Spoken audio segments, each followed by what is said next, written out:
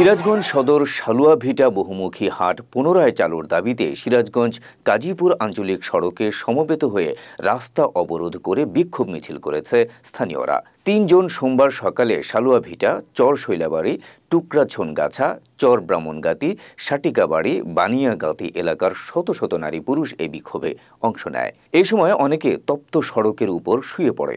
সকাল 9:30 থেকে 10:30 পর্যন্ত অবরোধ চলাকালে সিরাজগঞ্জ সদর উপজেলা পরিষদের চেয়ারম্যান মোহাম্মদ রিয়াজউদ্দিনের গাড়ি আটকা পড়ে এবং অন্যান্য যানবাহন চলাচল বন্ধ হয়ে যায়। পরে উপজেলা চেয়ারম্যান মোহাম্মদ রিয়াজউদ্দিনের আশ্বাসের প্রেক্ষিতে বিক্ষোভকারীরা রাস্তা ছেড়ে হাটের খালি জায়গায় নেমে অবস্থান নেয়।